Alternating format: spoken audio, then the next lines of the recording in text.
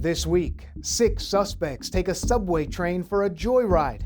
Plus, a man loses several fingers in a machete attack. And it's scary to be down there. A woman is pushed onto the side of a moving subway train.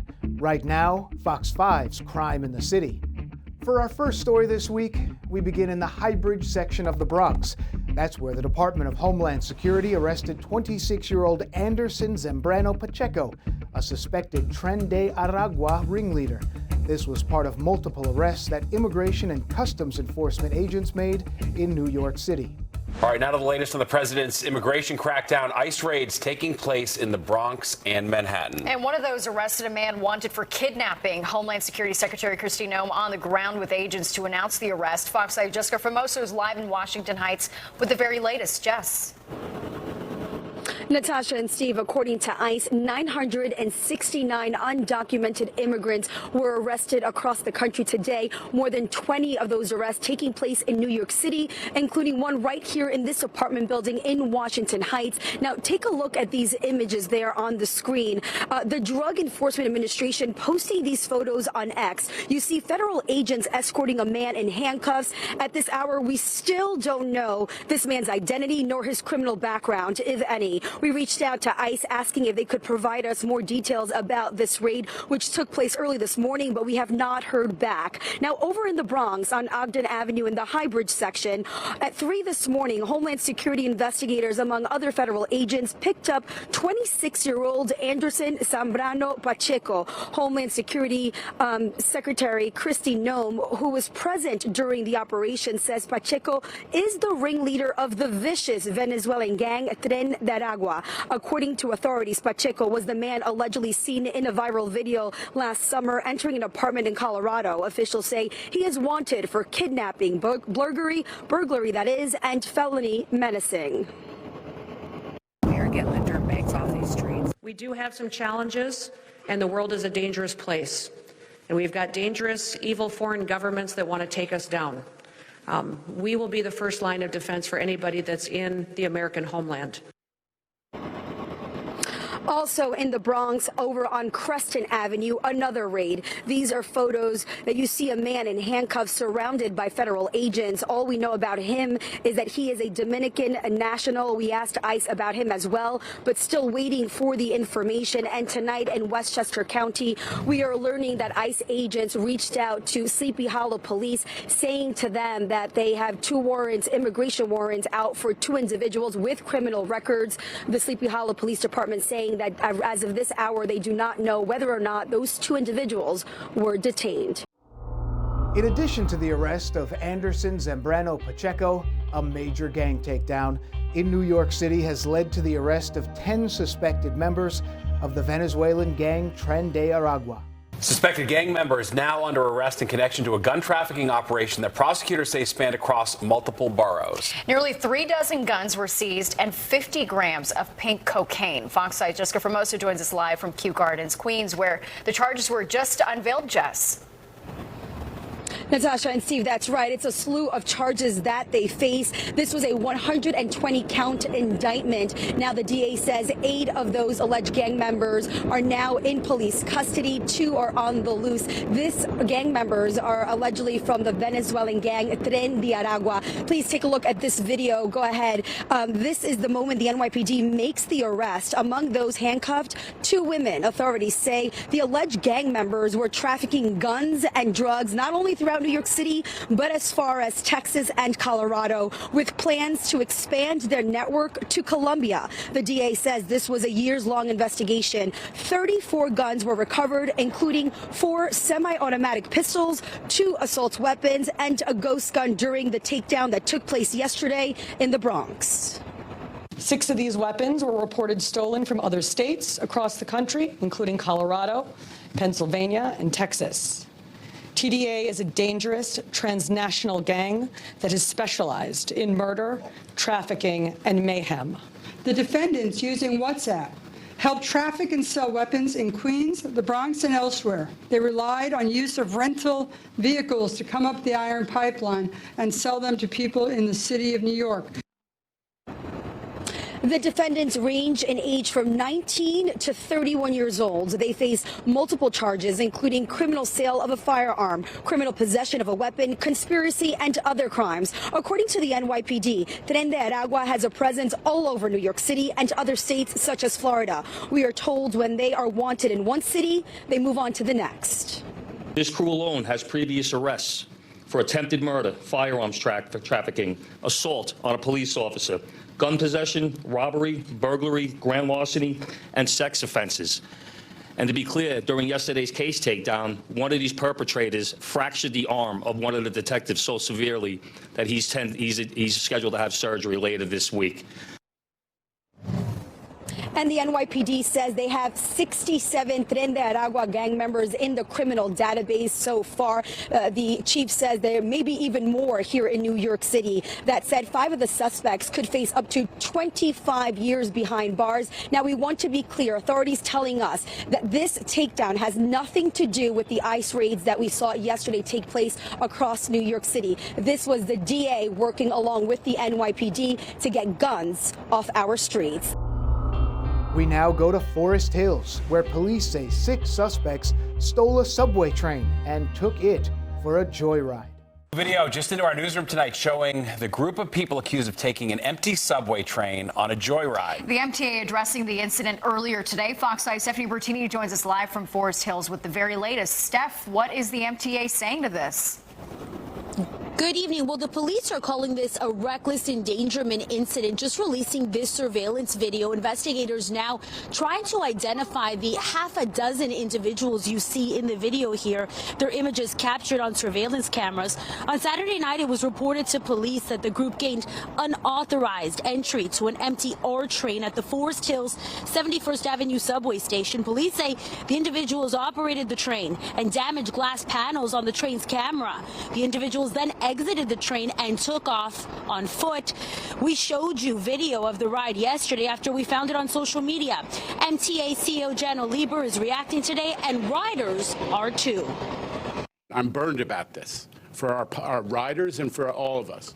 Failure of security, failure of the supervision, the monitoring process that needs to be able to stop a train that's operating that's not supposed to be operating. This is New York. I like that kind of thing doesn't surprise me at all. It's a little bit too much. A little much even for New York City? Yes. If you recognize the individuals from around here or have any information, you're asked to call Crime Stoppers. Up in Washington Heights, a woman was pushed onto the side of a subway train as it pulled into the station. A man is now in police custody. Victim, a 23-year-old who apparently never saw her attacker. Fox 5's Lisa Evers is in Washington Heights, where this attack happened earlier today. Lisa, what are you hearing tonight?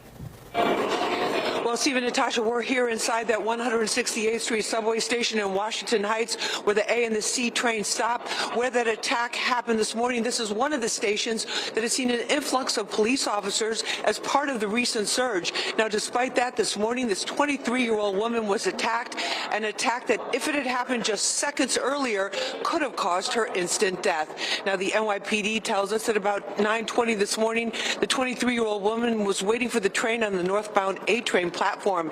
As the train started moving into the station, police say 26-year-old Marquise Brazilis allegedly shoved the victim into the side of the train so hard her body bounced back and she fell down onto the platform. She was rushed to the hospital and we're told is in stable condition. Now, police arrested the suspect soon after. We spoke with riders here who tell us that they are constantly worried about their safety, wish there were more police officers, but understand they can't be everywhere. Here's what they had to say. I think it should be 24 hours watch for police, nighttime, daytime, and morning time. Especially like inside the train, not even like because there's more like stuff going on in the train station.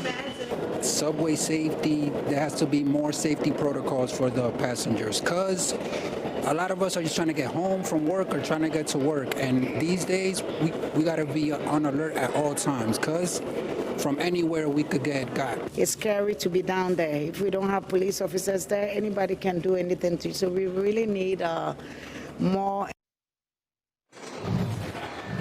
Now, the NYPD tells us that the suspect is charged with reckless endangerment and other serious felonies. He's originally from New Jersey, but appears currently to be homeless. He's now behind bars at the Transit Bureau 3 district headquarters, awaiting to be taken to central booking, which is his next stop, where he'll be formally charged. Over in Hollis, Queens, a shooting has left a person critically injured. The suspect is still on the loose. We have some breaking news out of Hollis, Queens, where a shooting has left a person critically injured. All right, Dan Rice over the scene of Sky Fox HD. Dan, what can you tell us? And Steve, Natasha, about 4:40 this afternoon, the call came in of a person shot here off of 86 Drive. We're going to zoom in at 206-30. You can see the police all in the area still. You can see police searching around the grounds of this complex here, but we zoom into that door, and you can see a cone inside the building there, some cones outside. Those are evidence markers. Again, the situation concerning the shooting, not yet known. We have seen police and detectives on the rooftop as well here. All we can tell you at this point is that one person was taken to an area hospital in critical condition. The suspect not yet under arrest. People are still searching for that suspect, but again, the circumstances around the shooting not known at this time. Up in the Mott Haven section of the Bronx, a 25-year-old man was stabbed multiple times on a subway train. Police are also searching for the suspect they say stabbed a man on a northbound 5 train. Police say it happened at about 11 yesterday morning in the Mott Haven section of the Bronx. Police say the man repeatedly stabbed the 25-year-old victim, then ran off when the train stopped at the East 149th Street and Grand Concourse station. That victim was hospitalized in critical but stable condition.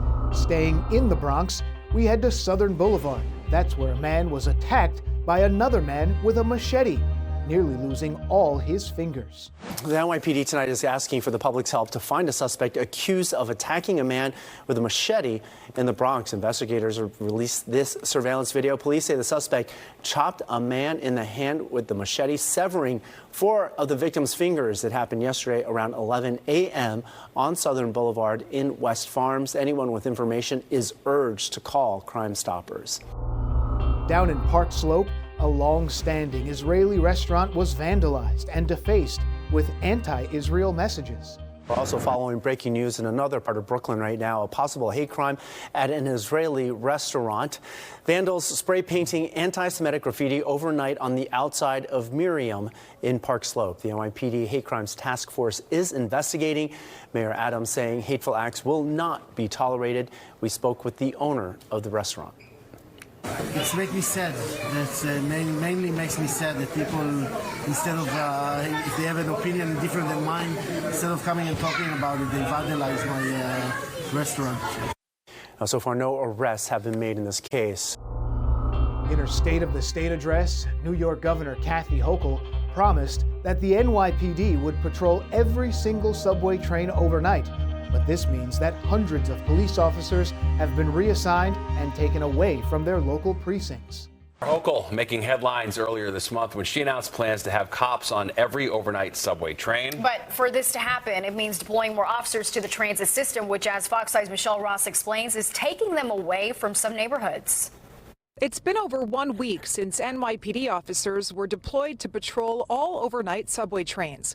The move by Governor Kathy Hochul is meant to reduce subway crime, but reassigning hundreds of police officers has taken them away from local precincts. It's extremely disappointing because we love the cops. We want to see our cops. We want more cops. The Upper West Side Coalition of block associations and community groups was told on Monday during a community council meeting that they'd be losing 15 newly assigned officers.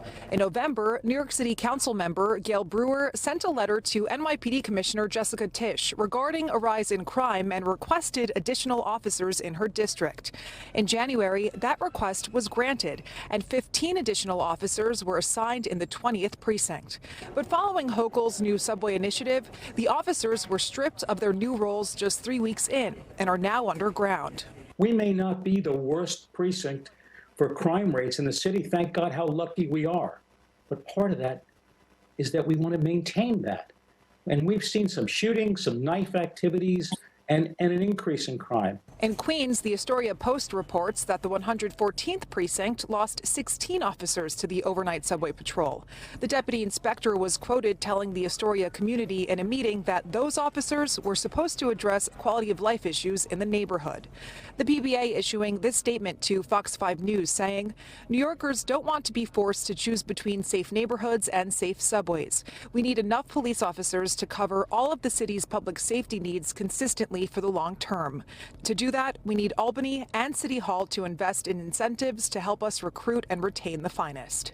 And this is a 6-month plan, and Governor Kathy Hochul says she eventually wants to get up to 700 police officers underground. But communities like the Upper West Side say they don't know if they'll get their officers back once this is all done. And finally, we end in East Flatbush, Brooklyn. That's where a community is mourning the loss of 15-year-old Heath Campbell, a high school sophomore whose life was cut short by gun violence. Heavy hearts tonight in a Brooklyn community coming together after 2 teenagers were shot. One survived, but the other, just 15, lost his life. Fox Eye's Kendall Green takes us to tonight's vigil in East Flatbush. God, who is present in the midst of grief. Though welcomed, no prayers can bring back 15-year-old Heath Campbell, a 10th grader who had a bright future snubbed out by gun violence Tuesday evening. Most of all, God, we pray the peace of God over a mother tonight. But that didn't stop advocates against gun violence from showing up for Heath's mom, grieving the loss of her youngest son. My son is not coming home. Joy Smith's holding on tightly to a picture of Heath when he was in the 5th grade. He would always play his games.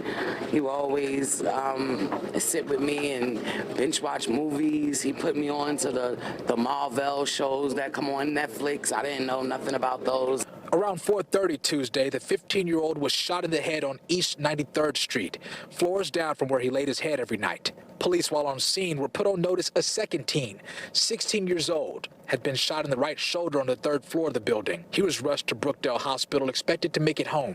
But as for Heath, his uncle calls the pain of his loss unnatural. No parent should have to bury their child. A bud, not even a full flower. 15 years old, and his life was snuffed out. Snuffed out just days before Heath's older brother's 18th birthday. He was probably just an annoying little brother. My other son didn't want to come down. He just, I guess, couldn't collect the words. Heath was a 10th grader. He came home and had lost his life to gun violence before he could make it upstairs. And now his mom is preparing to bury him, something she never imagined she'd have to do. And now she's asking for anybody's help who can help solve that murder. If anybody know anything, please speak up. Don't be afraid to speak up. That's this week's Crime in the City. Subscribe for more at youtube.com/Fox5NY.